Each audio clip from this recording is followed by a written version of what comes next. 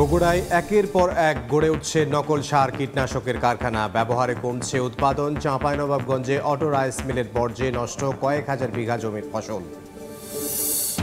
রাজশাহী অঞ্চলে কার্প জাতীয় মাছ চাষে বিপ্লব। বছরে উৎপাদন 5.5 লাখ মেট্রিক টন। অর্থনৈতিক অগ্রযাত্রায় বড় সাফল্য। উৎপাদন ভালো হওয়ায় ঝুঁকছেন বেকাররাও।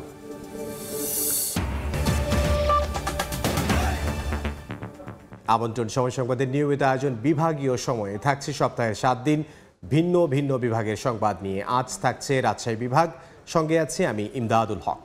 বগুড়ায় গড়ে উঠেছে অসংখ্য নকল ও ভেজাল সার কীটনাশকের কারখানা, যা ব্যবহার করে দমন করা যাচ্ছে না ফসলের রোগবালাই।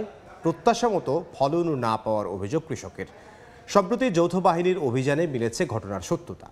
অনুমোদনহীন কারখানার ব্যাপারে কৃষি অফিস উদাসীন থাকলেও ব্যবস্থা নেওয়ার আশ্বাস জেলা প্রশাসকের। শাহাদুল ইসলামের ছবিতে আব্দুল আওয়ালের রিপোর্ট। 3 বিঘা জমিতে বাঁধাকপির আবাদ করেন বগুড়ার চণ্ডীহারা গ্রামের কৃষক ওবায়দুর রহমান। যেখানে 700 মন ফলন পাওয়ার কথা, সেখানে পেয়েছেন 550 মন। উচ্চ মূল্য নামি দামি ব্র্যান্ডের সার কীটনাশক ব্যবহার করেও কাঙ্ক্ষিত ফলন না পাওয়ায় হতাশ তিনি। শুধু তিনি নন, একই অবস্থা সারা দেশের হাজার হাজার কৃষকের। আমার কপিতে সমস্যা হয়ে গেছে, পচারি ধরছে, কীটনাশক দিয়েও কাজ হচ্ছে না। কীটনাশক ভেজাল সারের জন্য আমাদের উৎপাদন ব্যয় বেড়ে যাচ্ছে, কিন্তু উৎপাদন কমে যাচ্ছে। আসলে আমরা কৃষক কোথায় যাবো, কি সমাচার, কোথায় যায় আর থান পাবো? কীটনাশক কেন কাজে দিচ্ছে না তার সত্যতা মিলে জাতীয় গোয়েন্দা সংস্থা এনএসআই এর অভিযানে। রাতের আধারে একদল অসাধু চক্র এভাবেই পাথর গুঁড়া করে সিমেন্ট ও লাল মাটি মিশিয়ে অবিকল প্রকৃত সার ও কীটনাশকের মতো তৈরি করে নামি দামি ব্র্যান্ডের নকল মোড়কে বাজারজাত করার উপযোগী করেন। গত 17 নভেম্বরের অভিযানে হাতে নাতে ধরাও পড়ে 2 জন। এরপর গত 23 নভেম্বর অ্যাগ্রোক্যাম্প ফার্টিলাইজার ও কনফিডেন্স এগ্রিকালচার নামে 2টি প্রতিষ্ঠানেও অনুমোদনহীন কীটনাশকের সন্ধান মেলে। গণমাধ্যমে ভুল স্বীকার করে অ্যাগ্রোক্যাম্প ফার্টিলাইজারের ব্যবস্থাপনা পরিচালক। এছাড়াও শাহজাহানপুরের গোয়াইলে এসকে ট্রেডার্স নামের প্রতিষ্ঠান থেকেও 300 বস্তা ভেজাল টিএসপি সার উদ্ধার করা হয়। ঢাকার আপনার এই রেজিস্ট্রেশন যারা করে দেয়, অনেক লোক আছে, তাদের খামার বাড়ির আশেপাশে, তাদের কাছ থেকে করে নেওয়া। জানলে এগুলো আসলে করতাম। যারা উৎপাদন করে, যারা এই আছে, এই সঠিক জায়গাটা ধরে তাদের ব্যবস্থা করা উচিত। আমাদের প্রধান না হয়ে দয়া করে। জেলায় সার কীটনাশকের অনুমোদিত 70টি প্রতিষ্ঠান থাকলেও অনুমোদনহীন প্রতিষ্ঠানের সংখ্যা জানা নেই কৃষি কর্মকর্তাদের। নির্বিকার প্রশাসনও। যারা এই কাজগুলো করে থাকেন, নিম্নমানের সার উৎপাদন করার চেষ্টা করেন, আমরা কিন্তু সেগুলোকে আইনের আওতায় নিয়ে এসে আমরা তাদেরকে শাস্তি প্রদানের ব্যবস্থা নিশ্চিত করছে। গোপনীয়ভাবে যখন খবর পাই যে কোথাও ভেজাল সার, ভেজাল ঔষধ প্রস্তুত করা হচ্ছে, সেখানে আমাদের অভিযান চলে যায়। বিশেষজ্ঞরা বলছেন, ভেজাল কীটনাশকের কারণে ফলন কমে যেতে পারে 30 থেকে 50%। তাই কৃষি প্রধান বাংলাদেশে কীটনাশকের লাইসেন্স দেওয়ার ক্ষেত্রে আরো যাচাই বাছাই করার পরামর্শ তাদের। কোনো ক্ষেত্রে এটা মোর দেন 30% বা আপ টু 50% পর্যন্ত যে পোকামাকড়ের বা আমাদের রোগবালাইয়ের কারণে এরকম ফসলের ক্ষতি হতে পারে। আমাদের যে ডিপার্টমেন্ট অফ এগ্রিকালচার এক্সটেনশন, যে তাদের সক্ষমতা যত বাড়বে এবং তারা যত বেশি এই জায়গাগুলোতে মনিটর করবে, তাহলেই এইটা নিশ্চিত করা সম্ভব হবে যে আসলে আমাদের কীটনাশকে ভেজাল নাই। অসাধু ব্যবসায়ীদের দৌরাত্ম্য বন্ধে জেলা উপজেলা কৃষি অফিসে নিয়মিত কীটনাশকের মান পরীক্ষার ব্যবস্থা করারও পরামর্শ দিচ্ছেন বিশেষজ্ঞরা। আব্দুল আওয়াল, সময় সংবাদ, বগুড়া। চাঁপাইনবাবগঞ্জ সদরের 3 এলাকার ফসলি জমিতে ঢুকছে অটো রাইস মিলের বর্জ্য। এতে নষ্ট হচ্ছে কয়েক হাজার বিঘা জমির ফসল। কৃষকরা বলছেন, ধান সহ বিভিন্ন ফসল রক্ষায় বেশি বেশি সার কীটনাশক ব্যবহার করতে গিয়ে খরচ বাড়ছে কয়েক গুণ। তদন্ত করে ব্যবস্থা নেওয়ার আশ্বাস পরিবেশ অধিদপ্তর ও স্থানীয় প্রশাসনের। জাহাঙ্গীর আলমের পাঠানো তথ্য ও ছবি নিয়ে রিপোর্ট।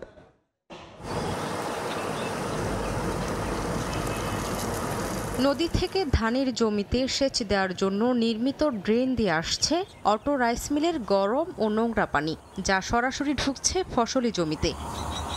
চাঁপাইনবাবগঞ্জ সদর উপজেলার আতাহার, বুলনপুর, রাধুনীডাঙ্গা, বাইলাকান্দা মাঠে কয়েক বছর ধরে ঢুকছে রাইস মিলের বর্জ্য। কৃষকরা জানান, বর্জ্যের প্রভাবে বেড়ে গেছে পোকামাকড়ের আক্রমণ।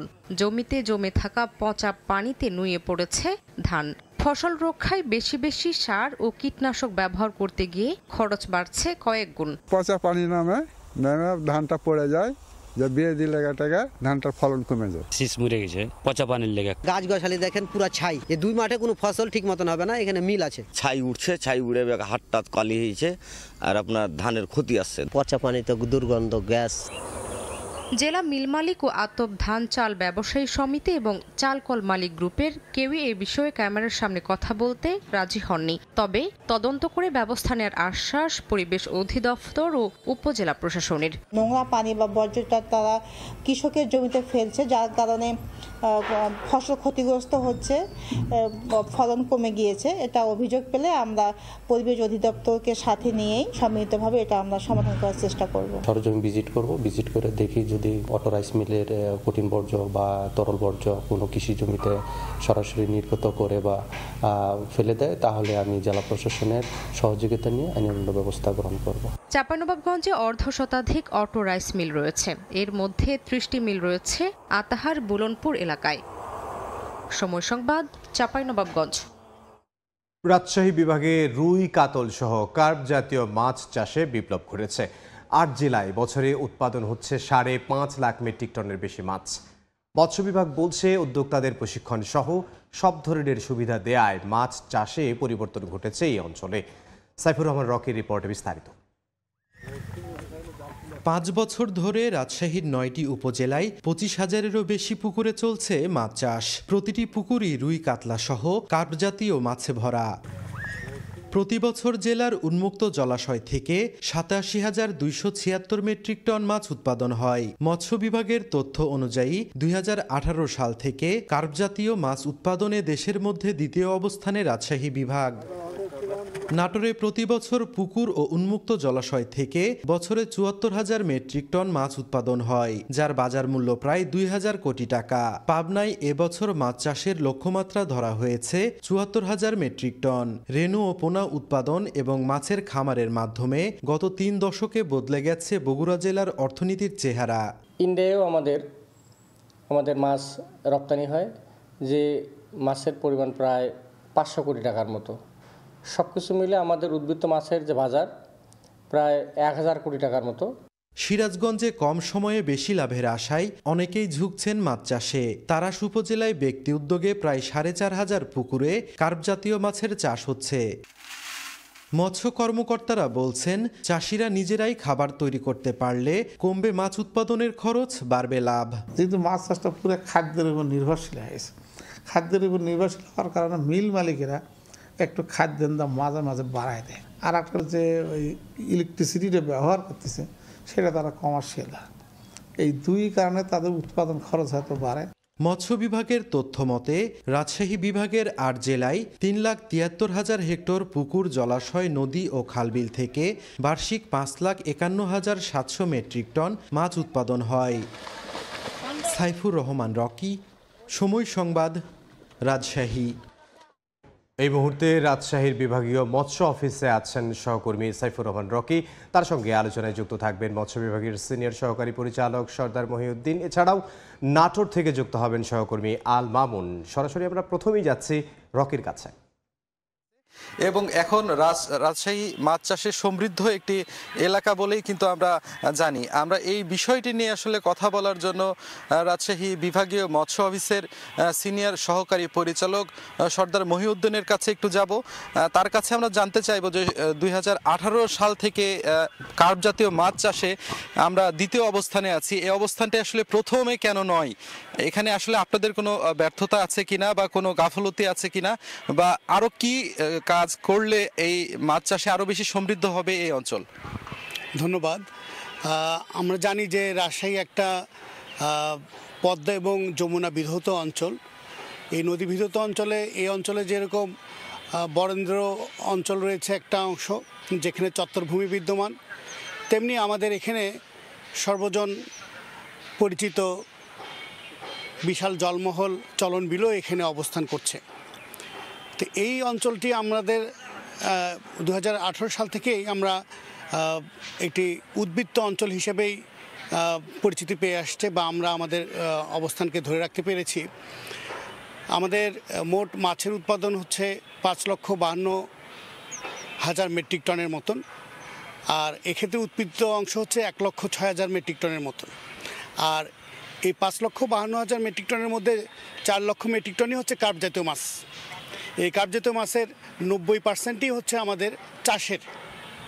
তা আমাদের এই যে উৎপাদনের ধারাবাহিকতা বজায় রাখার জন্য করে এতদ অঞ্চলে আমরা দুটো বিষয়ের প্রতি যথেষ্ট গুরুত্ব দিয়েছি। একটা হচ্ছে যে যান্ত্রিকীকরণ, অর্থাৎ মৎস্য চাষের নিবিড়তা বৃদ্ধির মাধ্যমে আমরা মাছের উৎপাদন আরও বাড়িয়ে নিতে চাই। এজন্য আমাদের যান্ত্রিকীকরণের প্রয়োজনীয়তা রয়েছে। আমরা এই বছরেই প্রায় 27,000 চাষিকে যান্ত্রিকীকরণের আওতায় নিয়ে এসেছি। এটা আমাদের মৎস্য বিভাগের প্রত্যক্ষ এবং পরোক্ষ উদ্যোগের ফলাফল। এছাড়া সমাজভিত্তিক আরেকটি মৎস্য চাষ কার্যক্রম আমাদের অব্যাহত রয়েছে। এত বিষয়ে একটি প্রকল্প আমাদের এখানে কাজ করে যাচ্ছে। আমরা আমাদের এই অঞ্চলের জলমহলগুলির সর্বোত্তম ব্যবহারের জন্য করে বিশেষ করে সরকারি খাস জলাশয়গুলিতে আমাদের প্রান্তিক মৎস্যজীবীদেরকে মৎস্য চাষে সম্পৃক্ত করার জন্য করে আমাদের কার্যক্রম অব্যাহত রয়েছে। তো সেক্ষেত্রে আমরা প্রায় 90টি পেন কালচারে করেছি, 3,300টি আমাদের খাঁচায় মাছ চাষ কার্যক্রম অব্যাহত রয়েছে এবং নিমগাছি প্রকল্পের মাধ্যমে আমরা 539টি পুকুরকে প্রান্তিক জনগোষ্ঠীর কাছে মাছ চাষের জন্য নিয়ে যেতে পেরেছি। আমরা আপনার কাছে আবার আসবো। আমরা এই মুহূর্তে একটু যেতে চাই নাটোরে, কারণ নাটোরও কিন্তু মাছ চাষে ব্যাপক সমৃদ্ধ একটি এলাকা। সেখানেও আমাদের সহকর্মী আছেন আল মামুন, আমরা তার কাছ থেকে জানবো সেখানকার পরিস্থিতি। নাটোরের পরিস্থিতি যদি বলি যে নাটোর জেলা কিন্তু সারা বাংলাদেশের মধ্যে 17তম অবস্থান নাটোর জেলা মাছ উৎপাদনে। গত জুন মাস পর্যন্ত নাটোর জেলায় এক বছরে যে মাছ উৎপাদন হয়েছে স্থানীয় মৎস্য বিভাগ বলেছে 74,905 মেট্রিক টন মাছ উৎপাদন হয়েছে এবং 18 লাখ জেলার যে মানুষ রয়েছে তার চাহিদা কিন্তু প্রায় 39 থেকে 40,000 মেট্রিক টন মাছের চাহিদা জেলায়। এর বাইরে কিন্তু যে মাছগুলো রয়েছে বিশেষ করে যে চাষের মাছ, সেই মাছগুলো কিন্তু অধিকাংশই ঢাকা প্রেরণ করা হয়। বিশেষ করে জেলার 60টি উপজেলা থেকে গড়ে 200টি ট্রাকে 600 কেজি করে যে মাছ, যে তাজা মাছ রাজধানী সহ বিভিন্ন জায়গায় প্রেরণ করা হয়। মৎস্য বিভাগ যেটি বলছে প্রতিদিন গড়ে 3,000 মন করে কার্প জাতীয় মাছগুলো রয়েছে, সেই মাছগুলো রাজধানী সহ বড় শহরগুলোতে নাটোর থেকে প্রেরণ করা হয়ে থাকে এবং তাজা মাছের যে চাহিদা দেশের বিভিন্ন জায়গায় প্রেরণ করা, এটির উদ্ভাবক কিন্তু নাটোরেই প্রথম দেশের মধ্যে। এবং নাটোরের গুরুদাসপুর থেকে যে শুরু হয়েছে এটি এবং গুরুদাসপুরের পরবর্তীতে বিভিন্ন উপজেলায় সেটি কিন্তু ছড়িয়ে পড়েছে। এবং পাশাপাশি যেটি দুইটি বৃহৎ বিল রয়েছে, যে চলন বিল এবং হালতি বিল ছাড়াও যে উন্মুক্ত জলাশয় রয়েছে, উন্মুক্ত জলাশয় প্রতি বছর কিন্তু বছরে যে রয়েছে সেই প্রতি বছর 20,000 মেট্রিক টন মাছ কিন্তু উৎপাদন হয়ে থাকে। এই প্রেক্ষিতে মোটামুটি এই ছিল নাটোরের পরিস্থিতি। আমরা এখন ফিরে যাচ্ছি, আমাদের রাজশাহীর সহকর্মী রয়েছেন কি সেখানে রাজশাহীর পরিস্থিতি জানতে আবার রাজশাহীতে ফিরে যাচ্ছি। নাটোরের পরিস্থিতি জানছিলাম, আমরা আবারও আপনার কাছে আসবো মহিউদ্দিন ভাই। এই যে মাছ চাষে আপনারা যেটি বলছেন যে এখানে খাবারের একটি সংকট রয়েছে এবং এই খাবারটা কিন্তু যারা চাষি তাদেরকে তৈরি করার জন্য কিন্তু আপনারা বলছেন, তো আসলে এই জিনিসটি আদৌ সম্ভব কিনা এবং এটি যদি হয় সেক্ষেত্রে আপনারা কি ধরনের পরামর্শ দেন এবং কিভাবে এটি আসলে সম্ভব, এই বিষয়ে আমাদেরকে একটু বলবেন। ধন্যবাদ। আর আবারও যে কথা বলছিলাম যে আমাদের যেহেতু এখানে বরেন্দ্র অঞ্চল রয়েছে এবং কিছু চর অঞ্চল রয়েছে, সেই অঞ্চলে একটু পানি ধারণ ক্ষমতা কম। সেই পানি ধারণ ক্ষমতা বৃদ্ধির জন্য করে আমরা অধিকতর সেচের আওতায় নিয়ে আসার জন্য চেষ্টা করছি। আপনি প্রথম আমাদের জানতে চেয়েছিলেন যে আমরা পিছিয়ে কেন বা খানিকটা এখনও আমাদের ঘাটতি কেন। তা আমাদের যে কাঙ্ক্ষিত পরিমাণের যে কার্প মাছ উৎপাদনের লক্ষ্যমাত্রা, এই সমস্ত অঞ্চলে যদি আমরা নতুন টেকনোলজি, যেখানে দ্রুত বর্ধনশীল মাছ এবং কম সময় লাগবে এরকম প্রযুক্তিকে যদি আমরা প্রচলন করতে পারি বা সে প্রচেষ্টা আমাদের অব্যাহত রয়েছে, তার মাধ্যমে আমাদের যে যতটুকু আমরা পিছিয়ে আছি বলে মনে হচ্ছে সেটা আমরা কভার করতে পারবো। আর খাদ্যের কথা আমরা খুবই সুস্পষ্টভাবে বলতে পারি যে খাদ্যর ঘাটতি নেই আমাদের এখানে, তবে খাদ্য ব্যবহারের কলাকৌশল সম্পর্কে চাষিদেরকে আমরা আরও প্রশিক্ষিত করার চেষ্টা করছি যাতে তারা খাদ্যের অপচয় কম করে। আর একটা হচ্ছে যে স্থানীয় উপকরণ ব্যবহারের মাধ্যমে খাদ্য উৎপাদন জানি করতে পারে, সেজন্য আমরা চাষিদেরকে লাগাতার প্রশিক্ষণ দিয়ে যাচ্ছি। আমরা আশা করছি যে চাষিরা নিজেরা যখন খাদ্য উৎপাদন করতে পারবে, নিজেদের মতো করে কাঙ্ক্ষিত পরিমাণে খাদ্য এবং বুঝেছি যে ওই সময় আসলে যেহেতু উৎপাদন খরচ এবং লাভ দুটোই তাদের পারবে। ধন্যবাদ মহিউদ্দিন ভাই আমাদেরকে সময় দেওয়ার জন্য। আমাদের সাথে এতক্ষণ উপস্থিত ছিলেন রাজশাহী বিভাগীয় অফিসের সিনিয়র সহকারী পরিচালক সর্দার মহিউদ্দিন, তিনি আমাদেরকে সাথে যুক্ত হয়েছিলেন এবং তিনি মাছ চাষের জন্য আরও নানা দিকের কথা কিন্তু উল্লেখ করেছেন। আমরা চাই এই অঞ্চল আরও মাছ চাষে সমৃদ্ধ হোক এবং এগিয়ে যাক, এখানকার চাষিরা লাভবান হোক তারা। এই ছিল আমার কাছে রাজশাহী থেকে সর্বশেষ। রাজশাহী বিভাগের মাছ চাষ নিয়ে আমাদেরকে জানাচ্ছিলেন রাজশাহী থেকে সহকর্মী সাইফুর রহমান রকি, তার সঙ্গে একজন অতিথি ছিলেন এবং এর আগে মাঝখানে আমরা একটু নাটোরে গিয়েছিলাম, সেখান থেকে যুক্ত হয়েছিলেন আমাদের সহকর্মী আল মামুন। বিভাগীয় সময় আরও থাকছে। রাতের আধারে রেল লাইন স্লিপারের ক্লিপ চুরি, বিপজ্জনক হয়ে উঠছে নাটোরের রেলপথ, ঝুঁকি নিয়ে চলছে ট্রেন, কর্তৃপক্ষের উদাসীনতা বলছেন যাত্রীরা। নাটোরে রাতের অন্ধকারে চুরি হয়ে যাচ্ছে রেল লাইনের স্লিপারের ক্লিপ। জেলার আবদুল্লাপুর থেকে আজিমনগর রেল স্টেশন পর্যন্ত রেলপথে চুরি ঠেকাতে পারছে না সংশ্লিষ্টরা। স্টেশন দুটির মাঝে শতাধিক স্থানে স্লিপার ভেঙে যাওয়ায় ঝুঁকিপূর্ণ হয়ে উঠেছে ট্রেন চলাচল। আর বামনের পাঠানো তথ্য রোকনুজ্জামানের ছবি নিয়ে রিপোর্ট। দীর্ঘ রেল লাইনের কোথাও কোথাও ভেঙে গেছে স্লিপার, কোনো কোনো অংশে নেই ফিশ প্লেট ও ক্লিপ, ঝুঁকি নিয়ে চলছে ট্রেন। নাটোরের আবদুলপুর থেকে আজিমনগর রেল স্টেশন পর্যন্ত শতাধিক স্থানে রেল লাইনের স্লিপারের ক্লিপ চুরি হয়ে গেছে। এ কারণে ট্রেন চলাচলে ভাঙছে স্লিপার, বিপজ্জনক হয়ে উঠছে রেলপথ। স্টেশন মাস্টাররা জানান, রাতের বেলা মাঝে মধ্যে পাহারার ব্যবস্থা করা হলেও চুরি ঠেকানো যাচ্ছে না। এ পরিস্থিতিতে ট্রেন চলাচল নিরাপদ রাখতে স্লিপার মেরামতের দাবি চালকদের। কোথাও যদি স্লিপার ভাঙা থাকে অবশ্যই ঝুঁকিপূর্ণ মেরামত করতে হবে। অফিসাররা জানে যে এগুলো চুরি হয়, মাঝে মাঝে পাহারাও দেয়, তারপরও চুরি হয়। রাতের দিকে ঘটে তো, আসলে তো রাতে তো এইভাবে গার্ড দেওয়া সম্ভব হয় না। তারপরেও আমরা এলাকাতে সোর্স লাগানোর চেষ্টা করছি, কিন্তু ওইভাবে ধরা সম্ভব হচ্ছে না। নাটোরের ঝুঁকিপূর্ণ এই রেলপথ পাবনার ঈশ্বরদী রেলওয়ে থানার আওতাধীন। এ বিষয়ে ক্যামেরার সামনে কথা বলতে রাজি হননি থানার কোনো কর্মকর্তা। তবে নিয়মিত রেলপথ মেরামতের দাবি রেলওয়ের পার্বতীপুর ট্রাফিক বিভাগের ট্রেন পরিচালকের। যেগুলো ত্রুটি আছে সমাধান করার চেষ্টা করতেছে, আর যেটা অজান্তে নাই সেগুলো যদি আমরা দেখে থাকি আমরা তাৎক্ষণিকভাবে প্রকৌশলী বিভাগকে জানাই এবং তারা দ্রুত ব্যবস্থা গ্রহণের সিদ্ধান্ত নেয় আর কি। নাটোরের আবদুলপুর আজিমনগর রেলপথ দিয়ে দৈনিক গড়ে ৮০টি যাত্রীবাহী ও মালবাহী ট্রেন চলাচল করে। সময় সংবাদ, নাটোর। বিশ্ব সংবাদগুলো জানিয়ে দিচ্ছে আরও একবার। বগুড়ায় একের পর এক গড়ে উঠছে নকল সার কীটনাশকের কারখানা, ব্যবহারে কমছে উৎপাদন। চাঁপাইনবাবগঞ্জে অটো রাইস মিলের বর্জ্যে নষ্ট কয়েক হাজার বিঘা জমির ফসল। রাজশাহী অঞ্চলে কার্প জাতীয় মাছ চাষে বিপ্লব, বছরে উৎপাদন 5.5 লাখ মেট্রিক টন। অর্থনৈতিক অগ্রযাত্রায় বড় সাফল্য, উৎপাদন ভালো হওয়ায় ঝুঁকছেন বেকাররাও। এ ছিল বিভাগীয় সময়ে। আগামীকাল থাকবো খুলনা বিভাগের আয়োজন নিয়ে, সঙ্গে থাকুন সময়।